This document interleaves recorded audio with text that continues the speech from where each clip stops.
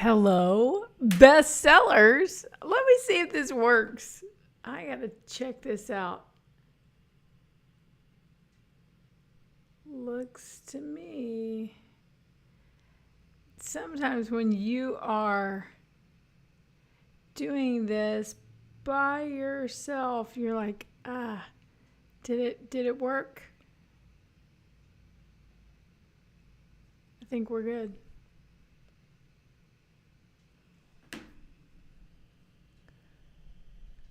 It says live. Oh, I see a thumbs up. Someone's here. Yes. Okay. I need to see some action in the chat so y'all can be my support system so I know whether this is working. Thank you to the lone thumbs upper. That just cheered me up like immensely. Was it me? Did I thumbs up myself? It's possible. Yes. Okay. I see it live on my phone now. There's just some lag time. All right. So my name is Nika Maples. If you've never had the Nika experience before, I'm an author and a Christian who loves to help other Christian writers become authors. And not only that, but become bestsellers. You can do this.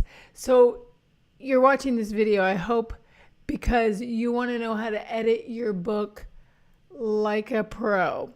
Listen, when I was first starting out, I worried so much about editing. Is that you? If that's you, can you just put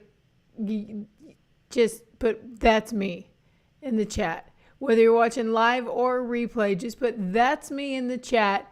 If you worry about, is my book good? Is anyone going to want to read it? Is this like what a book's supposed to be? How do I know when to start a chapter? How do I know when to end a chapter? Is it complete yet? I don't even know. If that's you, put that's me in the chat. Because you need a little bit of encouragement to know that you can be someone who edits your book like a pro. I think this lesson is really going to bring a lot of relief to you today. And if you put your question in the chat, I will answer any questions. So if you have any questions about writing, publishing, or marketing your book, you can put them in the chat anytime during this live stream, and I will happily answer them. Also, if you have any questions that are specific to being a Christian author, anything about being a Christian author, please go right ahead and ask me in the chat. I ask that you put the word question before your question so I can spot it among other comments. You can do that when you're live or watching the replay. I will definitely get to all the questions. So today, I've prepared a little slideshow for you. The teacher in me is just always going to teach. Teacher's going to teach. I was a high school teacher before this, so it doesn't matter what you're doing right now. If you want to write a book, you can do it. I wrote my first book while I was a high school teacher. And you probably think, if I'm doing whatever kind of job right now, I don't have any time to write a book. That's how I felt. But you can do it. And I'll show you that the same thing that you need to know in order to edit like a pro is what you need to know in order to make more time to write. So, to edit like a pro, let's just think about building a house. Because building a book is really a lot like building a house. You have to be committed. You have to realize that it takes longer than you initially think. Isn't that true? When you're building a house, you're like, this took longer than we thought it would. Or remodeling or whatever kind of thing like that. When it comes to a house, it takes so much longer than you originally thought it would.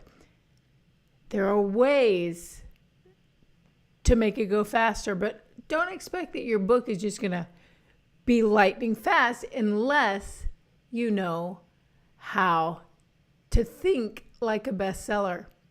Now, this person here, now this is actually a real interior designer because I got this picture from an article about interior design in Better Homes and Gardens. But this person right here is really important to making a house a home. The builder creates the house, right?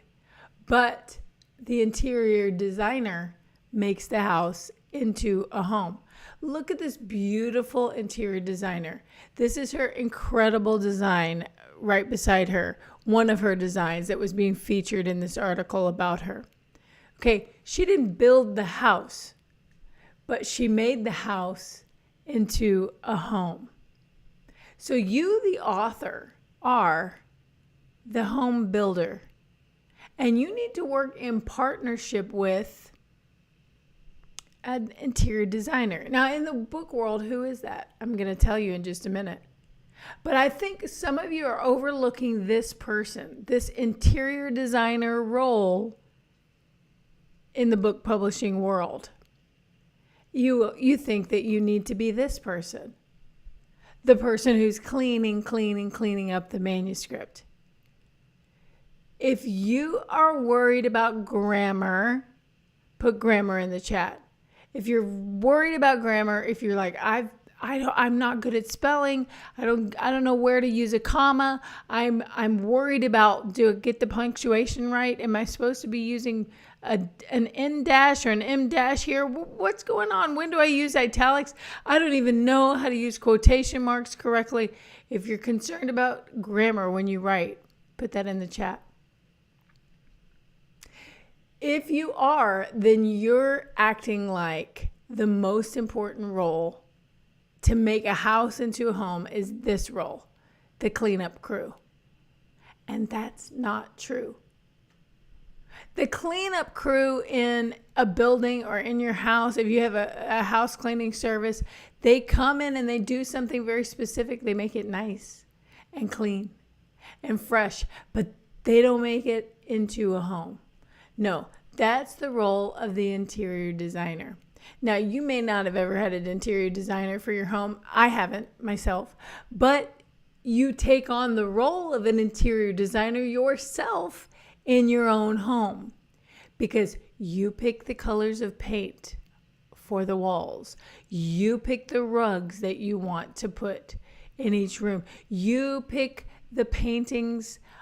You pick the furniture. You play the role of the interior designer for yourself, unless you have had the experience of working professionally with an interior designer.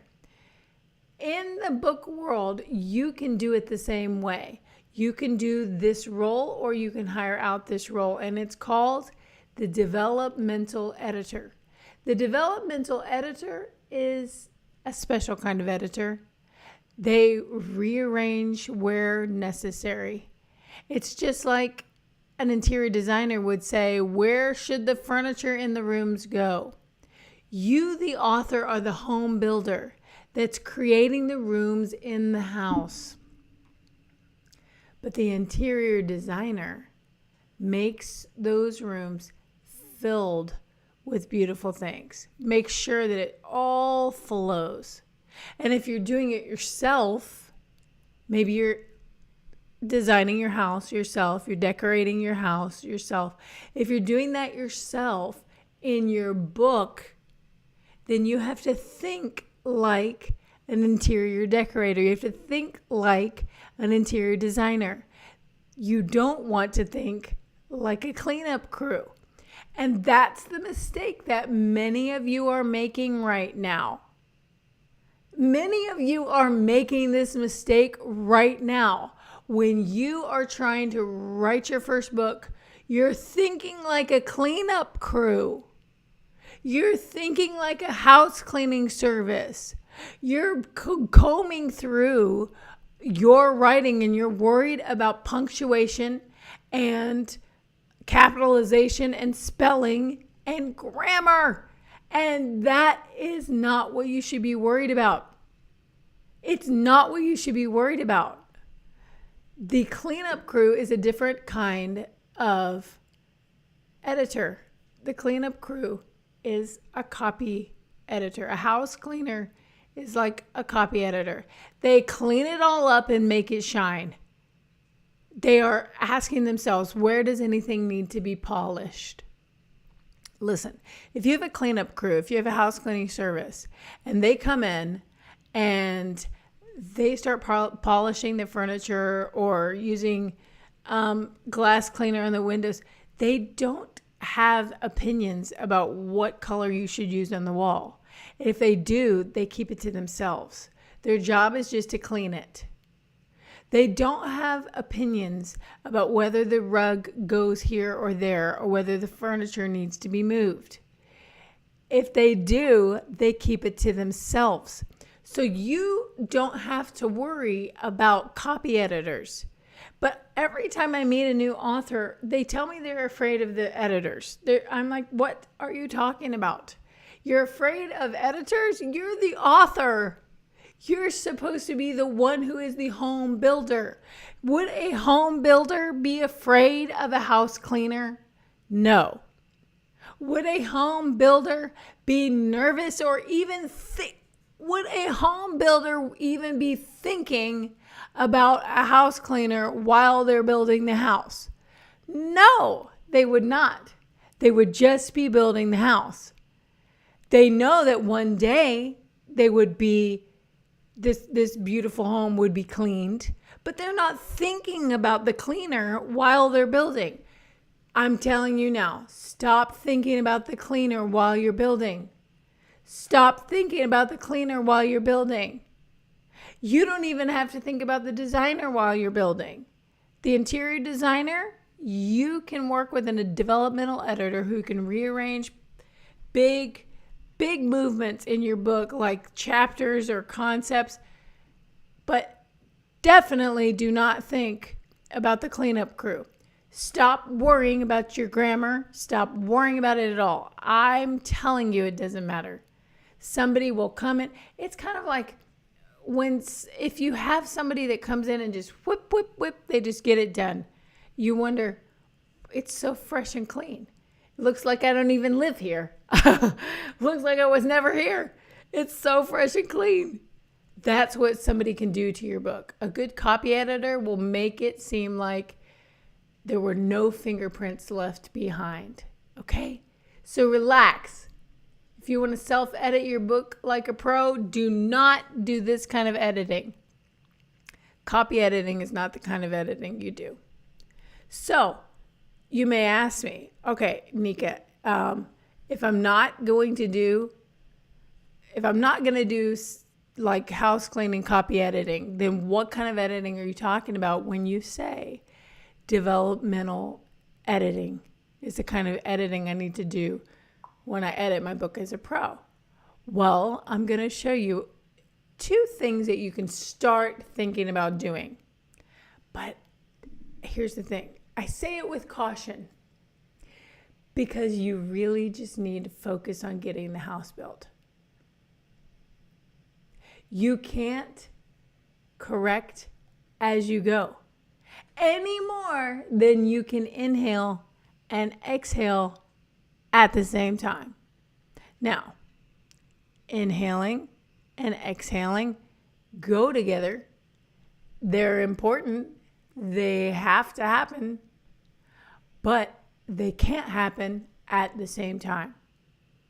And writing and developmental editing go together. They have to happen, but they can't happen at the same time. So I encourage you, stop thinking so much about editing. Don't worry about trying to make your book good. Just try to get some things on paper. When you get a half or bunch on paper, then you will be able to go back and developmentally edit. But even when you do not turn into a house cleaning service. Don't do that. You can have all of that fixed later. So Here's a place to start. If you're like developmental editing, Nika, give me a place to start. Okay. Think about the breadcrumb trail that you're leaving for your readers. Think about your breadcrumb trail. Now, your breadcrumb trail is most obvious in your table of contents because your breadcrumb trail is going to take your reader from one idea to the next idea to the next idea to the next idea. Have you ever read one of those books that had a great start and then all of a sudden it's like it ran out of steam? In the last chapter or two, you thought to yourself, it's like the author ran out of things to talk about, ran out of things to say. It's because that person did not plan out their breadcrumb trail to know, I've got enough breadcrumbs to take us all the way to the destination. I'll give you a tangible example here from my book, Hunting Hope. This was the second book that I wrote, and it was traditionally published. And one of the selling points from my literary agent to the publisher was the table of contents, my personal breadcrumb trail. Now, I want you to see how this feels. I want you to have an encounter with my table of contents in Hunting Hope, because likely this is high value real estate that you are not using yet. Your table of contents is high value real estate. Do you realize that?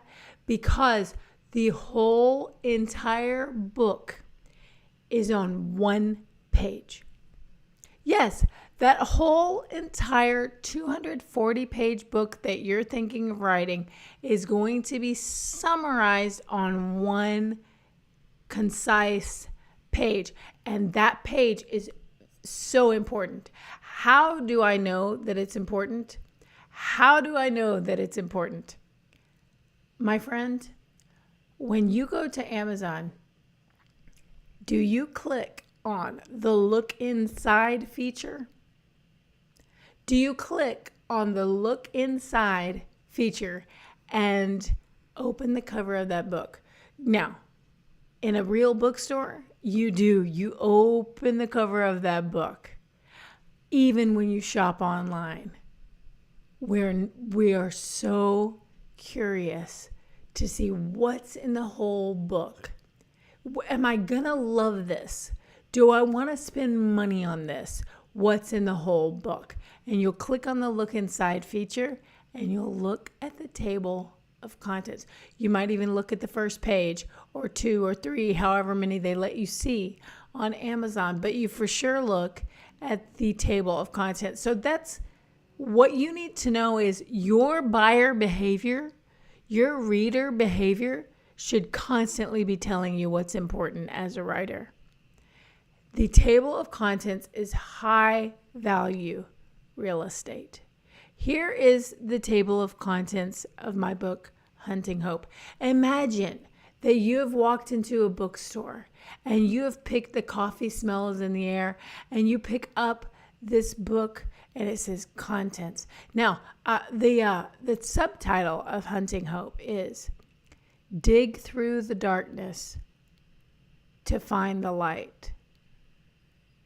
So if you're someone who has been experiencing kind of a dark season, a frustrating season, or you've lost a loved one, or you've experienced some depression, then you're going to be drawn to this book, Hunting Hope. Dig through the darkness to find the light. And when you open the front cover, this is what you're going to read. He let it happen. He knows how much it hurts. He has a plan. He hears you. He can handle it. He has gone before you. He is with you. He is changing you. He is training you. He will reward you. He will not leave you. He will not forget you. He will carry you. He will speak to you. He is enough for you. Now, did you see how I, as the author, created an entire experience for the reader in the table of contents? Because the person who's feeling really dark in their life and they pick up a book that says dig through the darkness, will look at this table of contents and say, I see where this trail of breadcrumbs is going, and I want this book. I want this book because it's going to teach me how to move forward. You can even tell the pace that I'm setting in the table of contents. You can do that by thinking through how you can use your high value real estate in the first page of your book. Here's another thing that I recommend for you. I call it the first 5 words audit. The first 5 words of a book are in a special font. They are set off differently. They might be the first 4 words, but they are different. They're highlighted. Have you ever noticed that? This is just about every book that I've ever come across.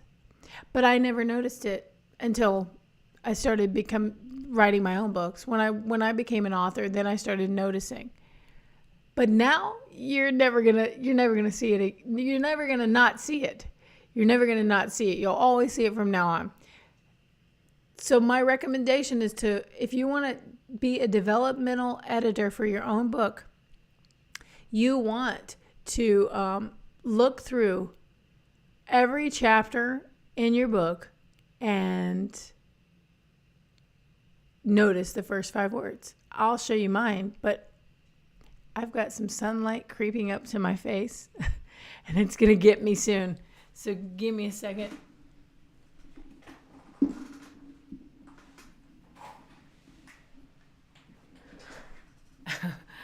I'm back. Oh, that's better anyway. So the first 5 words of every chapter are critical. Here is one chapter again from my book, Hunting Hope. The speed of my answer surprised me when someone recently asked, "What's next for you?" The speed of my answer is set off in all caps. The traditional publisher did this. If you are going to even self-publish your book, this is one dead giveaway. When someone self-publishes their book and they don't hire a book designer, because a book designer knows that they need to do this. But an amateur doesn't do it because there is no reason for it. It's just tradition. So, look, the speed of my answer is so highlighted, so set off, that I can't use the speed of my answer in any other part of the book. But I see amateur writers all the time using the same opening lines again and again. One very common one is, have you ever, ... finish the sentence. Have you ever, blah, blah, blah. Have you ever, I'm like, have you ever thought of not starting a chapter with the words, have you ever? You know why? Because they're going to be set off in a different font or all caps. And if all of your chapters start with have you ever, have you ever, have you ever, have you ever, anyone can see that you're an amateur. I want to save you. I want to save you of that embarrassment. Here's another one. When I was in 8th grade, my mother managed to save enough money to buy 4 tickets to the Ringling Brothers and Barnum and Bailey Circus. So when I was in, okay, that's a little bit of a common phrase. When I was in whatever. I could possibly reuse that, but I won't. Why? Because it's the first 5 words. So do an audit of the chapters you've written, even when it's still in manuscript form, and say, have I reused it at all? I just get a notebook and I just get a notebook and I will write down the first 5 words of every chapter. And I just make sure that there is variety and interest. It's a simple thing that you can do to set yourself off looking like a pro. The table of contents in the first 5 words will make you look like a pro. If you just up-level your game in those 2 ways, you're well on your way. You're like miles ahead of everybody else. You are on your way to being a bestseller if you pay attention to your table of contents in the first 5 words of every chapter. Does that sound good?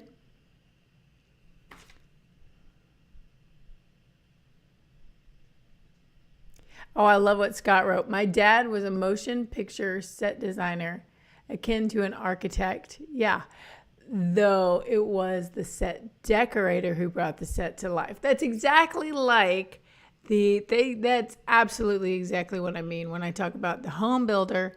The house builder is making the structure, but the interior designer makes the house a home. And the author is making the structure of the book, but the developmental editor makes it readable, compelling, interesting, lovely. And you can be that person. You can partner. You can be your own developmental editor. Now, because I believe the best advice always comes from the Bible, let's take a look at Galatians 6:4-5. Don't compare yourself with others. Just look at your own work to see if you've done anything to be proud of.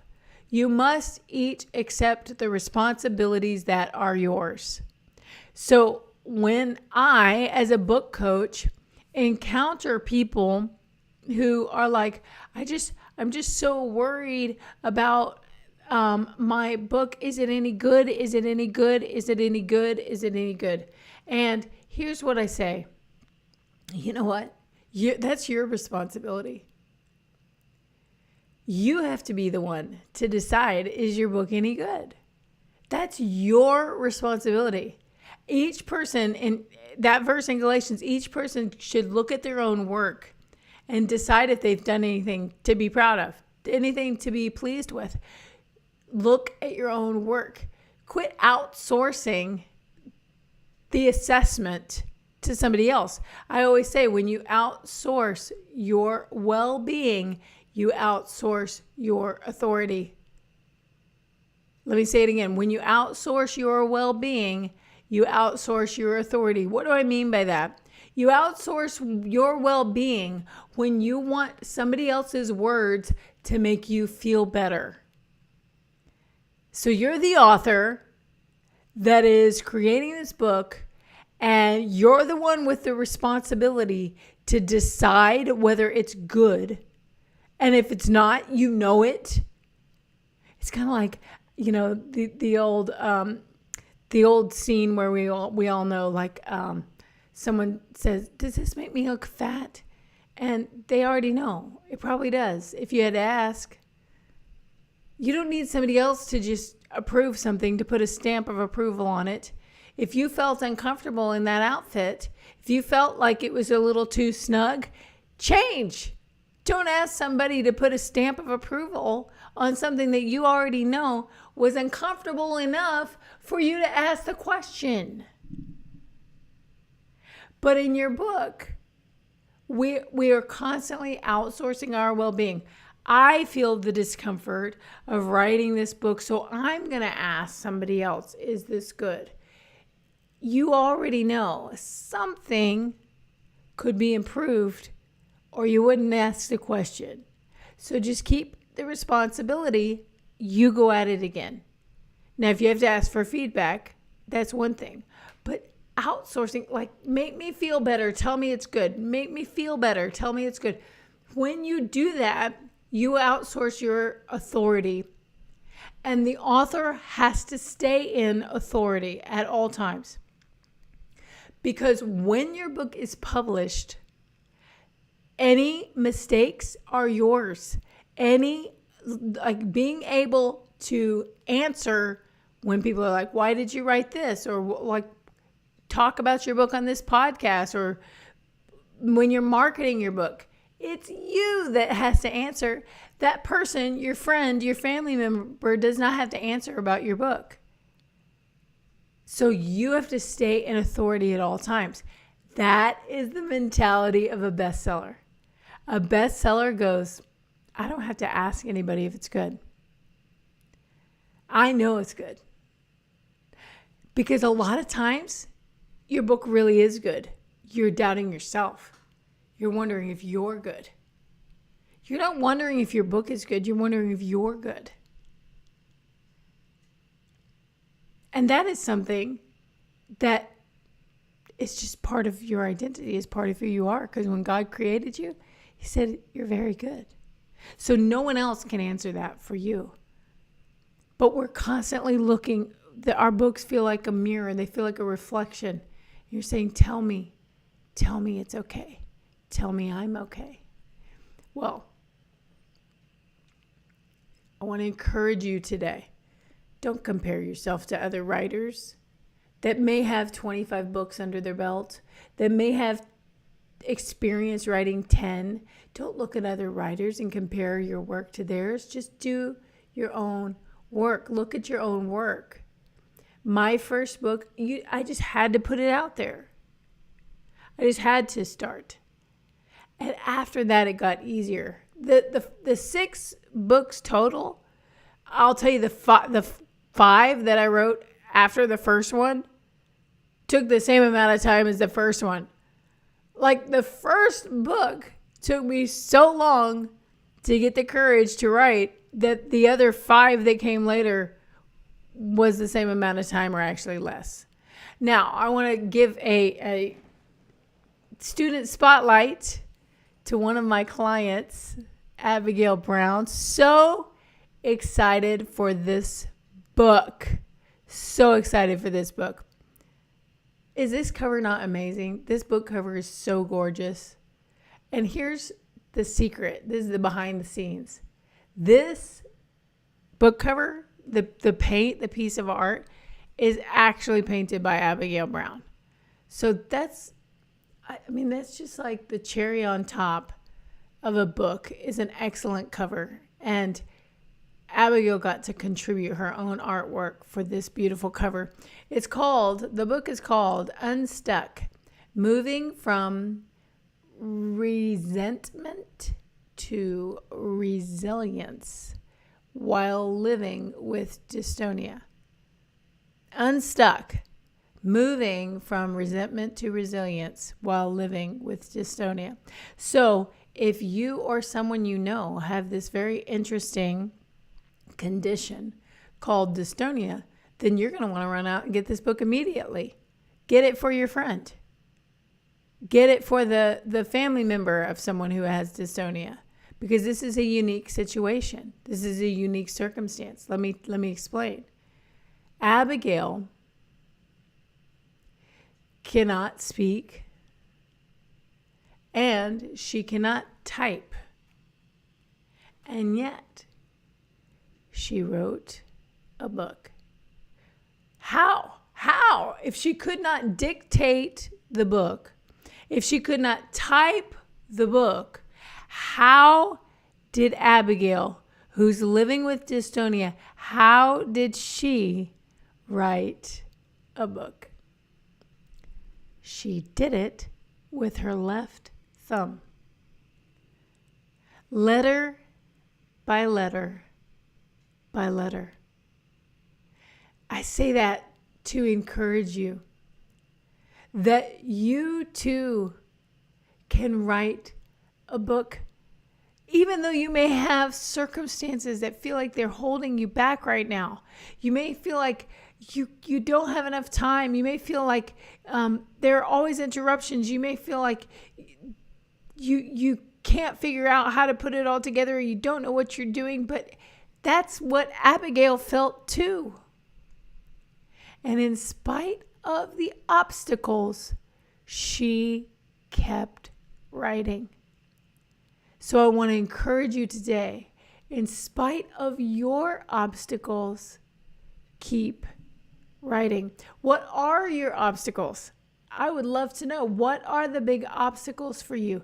Whether you're live or later in the chat, write those down, because I want to know what is on your mind when you say, I feel frustrated. It's holding me back. I'm stuck. What are your obstacles? That's what I love to help people with. And here's the thing I know. You don't need another tool. You may be thinking, okay, if I could just get a tool, a really good tool. Here's what a tool is. A tool is another video to watch on YouTube. A tool is another podcast episode. And maybe you're thinking, this one video on YouTube will tell me what to do. This one podcast episode will tell me what to do. I'll buy another book. I'll download another freebie. I'll get another video course to show me exactly what to do. But my friend, tools do not make you a bestseller. How many of you have tools in your house? Like, so many tools. So many tools. I've got so many tools in my house. I've got kitchen tools. I've got garage type tools. I've got craft type tools. I've got sewing tools. So many tools. And a lot of these tools, you buy the tool for some specific purpose and then you never use it again. And it just takes up space on your kitchen counter or in a cabinet or in a closet or in Tupperware boxes and Rubbermaid boxes. That's all my crafting and sewing. So many tools. Just having the tools doesn't get something created though, you know. Just having the tools doesn't get something created. Just because you have the tools in the garage doesn't mean you're going to make a bookshelf this weekend. It doesn't mean you're going to make a cabinet this weekend just because you have the tools. And just because I have the tools for crafting and sewing doesn't mean I'm going to sew something this weekend. It really doesn't. How long has it been since you've created something? Even though you have all of these tools. Well, it's okay because that's all of us. That's all of us. We've all got more tools than we know what to do with. But I want to save you the time of just collecting tools that collect dust. When it comes to your writing career, don't collect tools that collect dust because another tool is not going to help you. You know what's going to help you? What is going to help you is to realize that you are a bestseller. You are. Now, wait a second. If that kind of just felt funny just then, if that just kind of hit funny, and you're like, oh, I don't know, I'm not sure. I would love to be a bestseller, but I'm not sure that's true. That's okay. Because doubt means you're entering new territory. And discomfort is the price of admission. So if you feel doubt, like, I don't know if I can be a bestseller, I get it. That's okay. You can feel that way. It's a perfect place to start.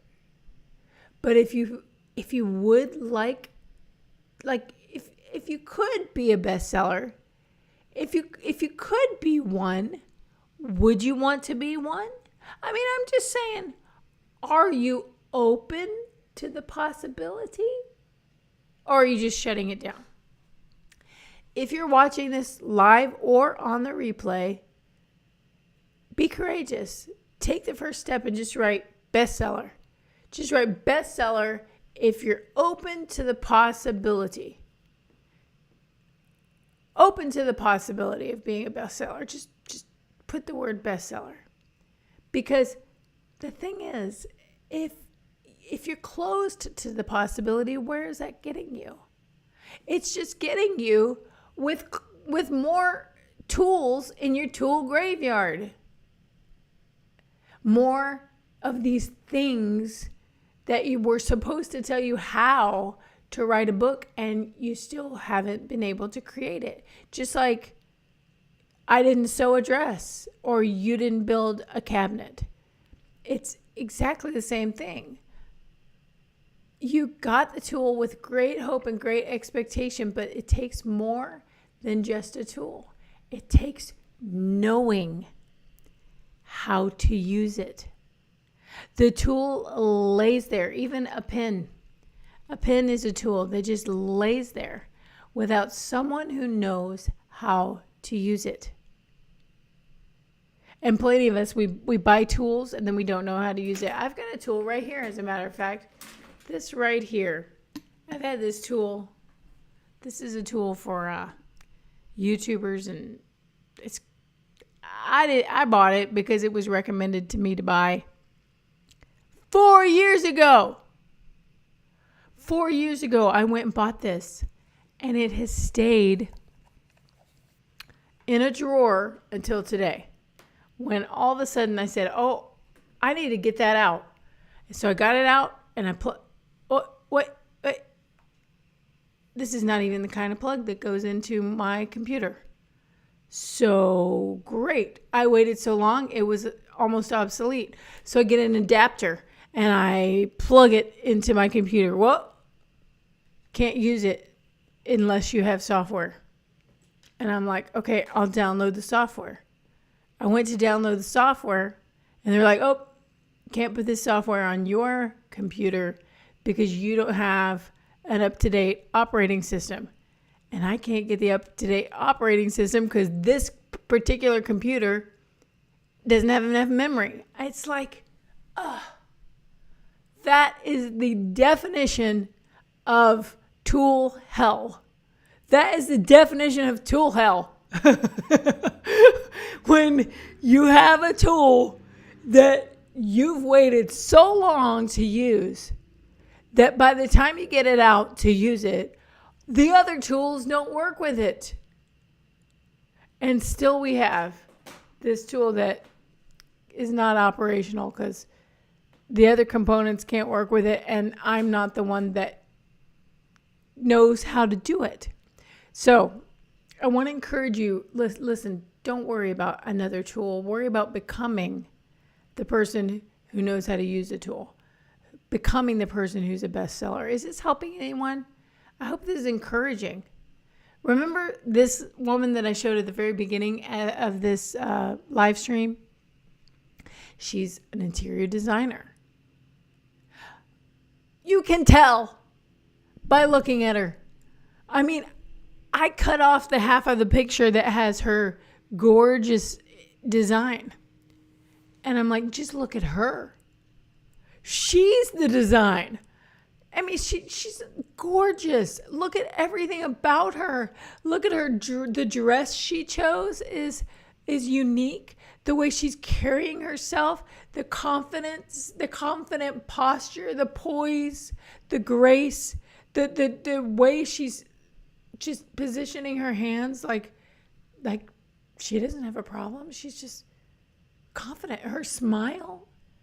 She's the design. Do you see that? That you can tell when you look at a person, even without seeing her actual creation. And this is what I want to tell you. You have to be the bestseller. You thought your book had to be the bestseller. You thought your book was the bestseller. Oh, I don't know if I can be a best-selling author. No. You're the bestseller. You're the bestseller, and you can do that. You can become someone who carries yourself with poise just like this, who knows to speak and communicate the ideas that you have, who is confident in who you are and is not worried if your book is good or not, is not outsourcing your well-being to others and thereby losing your authority. You stand in your authority. You walk in your authority. You make choices about yourself and you make choices about your creative work, knowing that you are good. So you don't need somebody to tell you if your book is good. You are the bestseller, so you don't need somebody to tell you that your book is a bestseller. Bestsellers don't ask, they act. Here's what I know. Bestsellers don't ask, they act. You're already asking, how do I do this? What do I do? Blah, blah, blah. Is this good? Instead of, I will take action. Now, when you ask someone like me a question, a bestseller will ask a very specific question. Somebody who's not a bestseller yet will just say, where do I start? You think I know, having heard that a bunch of times? Whole bunch of times. I'll put a question in the chat and they'll say, where do I start? I'm like, you start with you.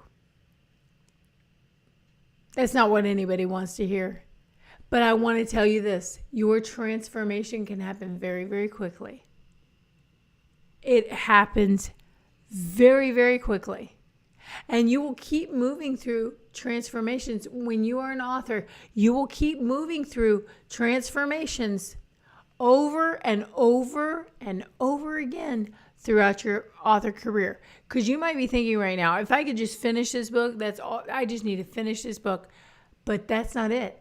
That's the first transformation. And then when you publish it, there's another transformation. And then when you start marketing it, that's another transformation. And it will go on and on and on because you will do things that you've never done before. And that's why it's okay to feel a little bit nervous about that. When you're interviewed on a radio show, you may say, oh, wow, I've never done this before. And how will you be the person that can behave and answer questions with poise and elegance and confidence and strength on a radio show? How will you do that if you have not already decided I'm the bestseller? That decision can happen today. You're just like, all right, I'm not going to worry about my book being a bestseller because I don't need to outsource my well-being to other people or to my book. Don't depend on your book for anything. Here's one day your book, I'm telling you, you're going to have a book. I'm just going to speak that over you right now. You're going to have a book. So rest easy. It's going to happen. But just like every author, there are sometimes that your book, you'll be at a garage sale and you'll see, oh, somebody read my book and then they passed it on. Well, somebody who's not a bestseller gets all bent out of shape about that. They'll go home and they'll be like, it felt so embarrassing. My book was in a garage sale. Oh, they got rid of it. I'm like, do you keep every book that you ever buy? I don't. I've got a box right now in my garage. When it's full of books that I'm ready to pass on, I will take it to Goodwill. It doesn't mean I didn't love those books. But the person who's not yet a bestseller will get so hurt by seeing their book in a garage sale. You know what the bestseller thinks? Wow. I wonder who's the next reader to get this treasure. It's so amazing that a book is almost everlasting. It goes on and on. I have a book that's from the 20s, the 1920s, 100-year-old book. Books last a very long time when they're well taken care of. And that book that I've got that's from the 1920s, no telling how many owners had that book. The original owner is not still alive. It's been passed on. What a lovely tradition that we pass on books like treasures. So the bestseller has the mindset of, this is great. There's my book in a garage sale. And I love knowing that another reader is going to find this treasure. You know what I would do? Because I have a bestseller mindset. Do you know what I would do if I were at that garage sale? I would sign the book. I would sign it and write a special note. I wouldn't let it hurt me. I would let it excite me. That's what a bestseller does. And you can be that person. You can definitely be that person. I want to help you be someone who doesn't ask, you just act. You act on what you know. So I've created a 5-day challenge that is the perfect place to begin. If you are a Christian who wants to write a book and you don't know where to start, or maybe you've started and you feel a little stuck, or maybe you've started and you finished but you don't know what to do next, the Bless Your Book Challenge will answer every question that you have. On day 1, we work on your message. We bless your message. We go through the principles of a really powerful message, how to make it compelling, how to create a page turner that so many readers will want to buy. They'll see that table of contents, that high value real estate, and say, oh, I'm in. I'm going to buy this one. Put it in the cart. Put it in the Amazon cart. Take it up to the front of the bookstore.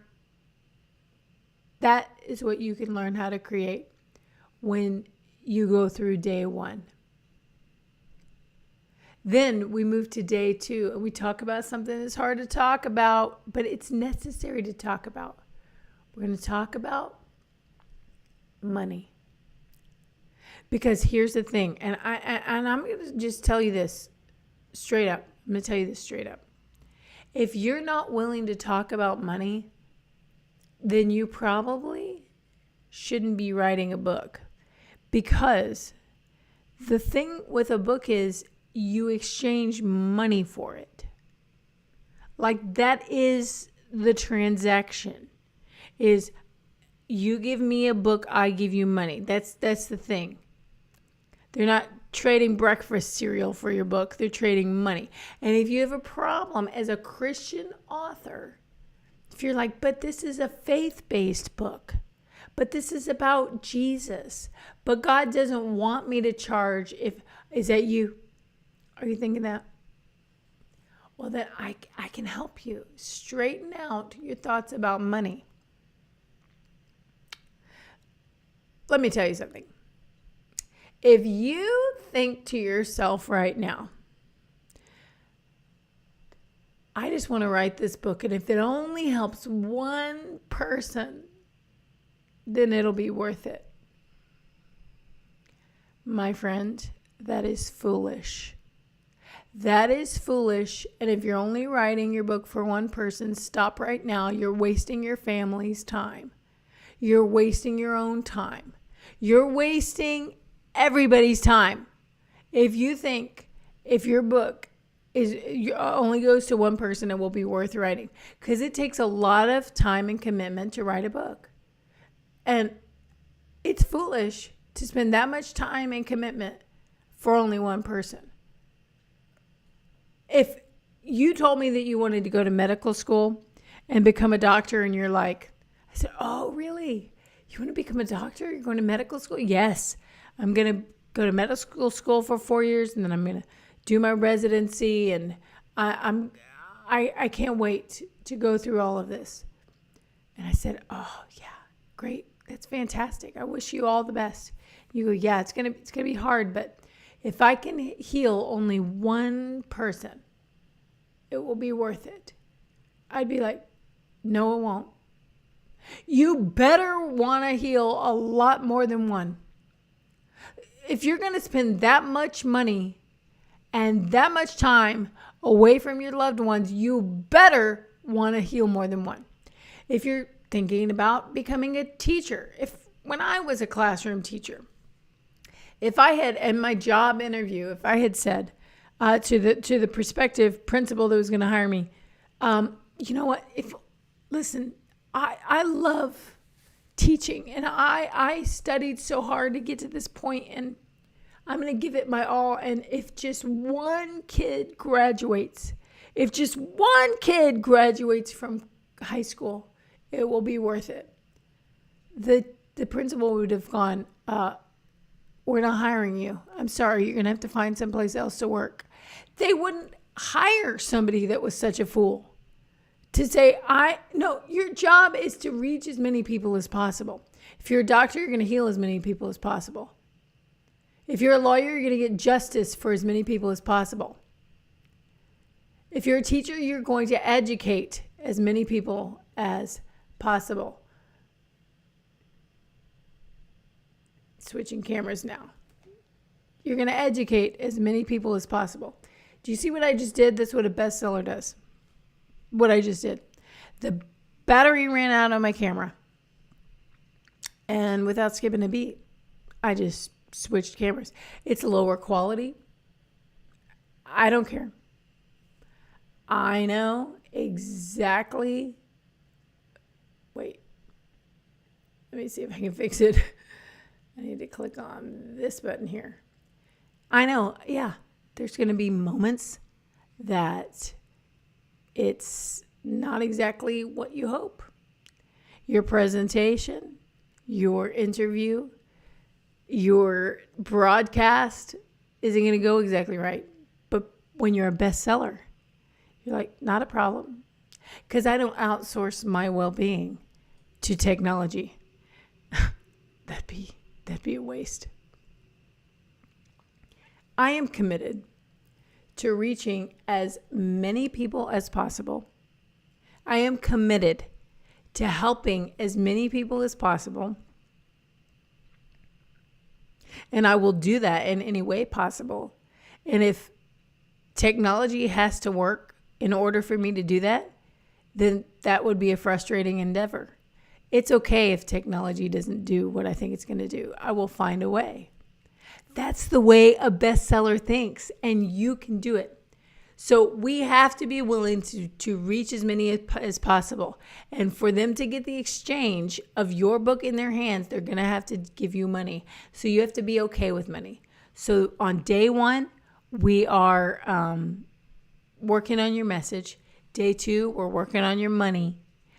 We'll create a plan for how you can make money as an author. Day 3, publishing. How are you going to get a publisher?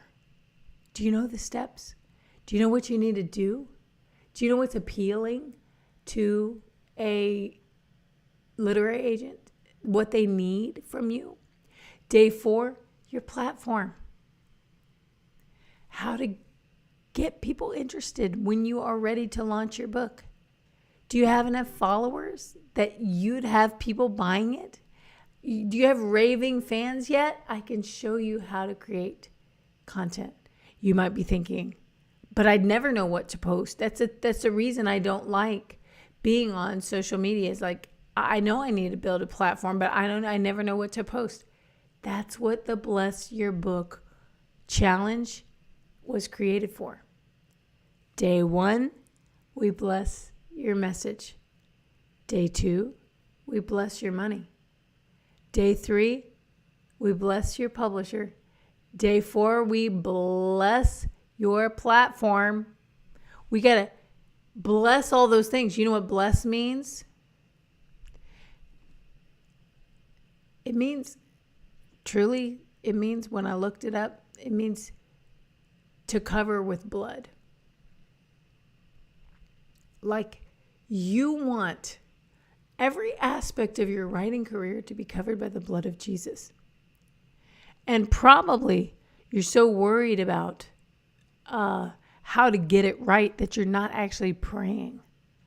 So we do a lot more than just go through all the tools, because tools alone collect dust, right?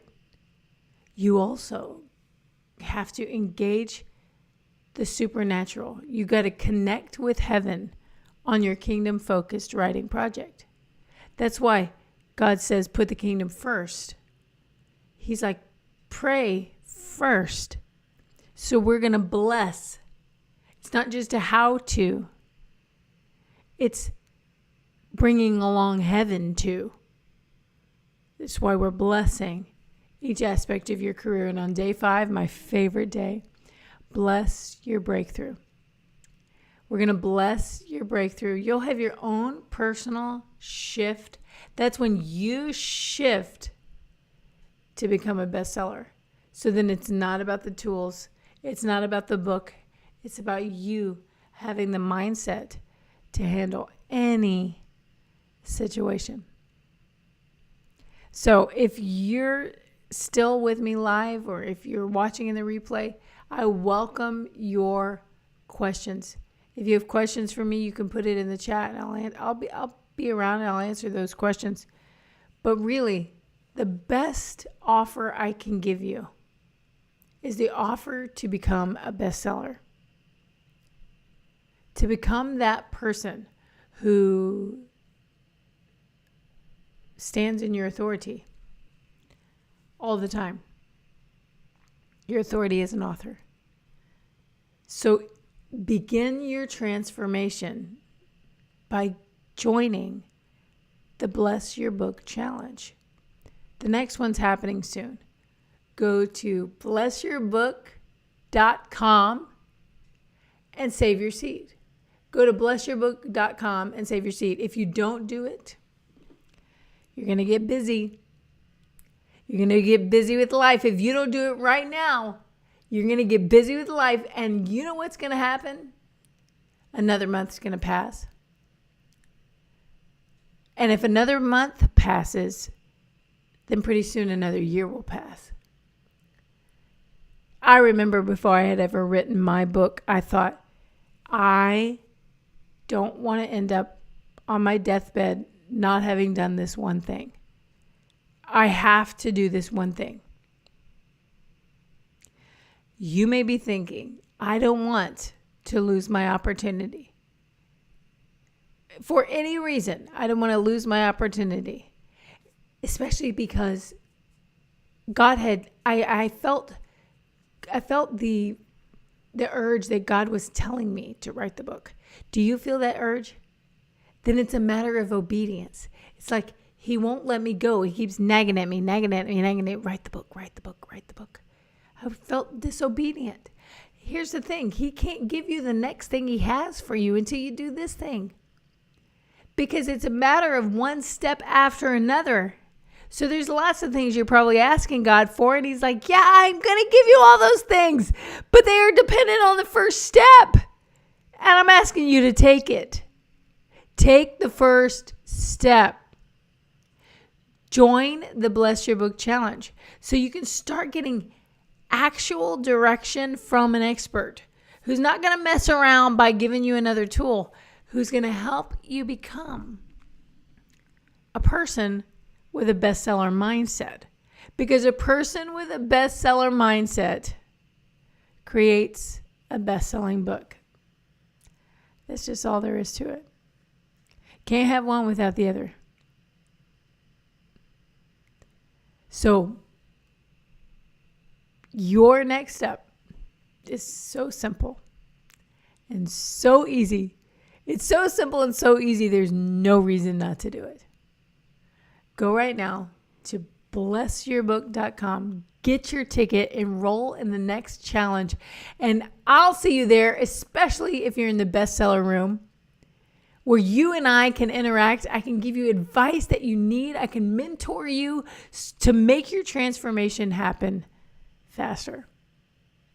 Thank you so much for sticking with me today. I believe if you want to self-edit like a pro, you can do it. Start by believing that you have what it takes. You are an anointed and appointed writer, and you have been prepared and positioned for such a time as this. Keep writing.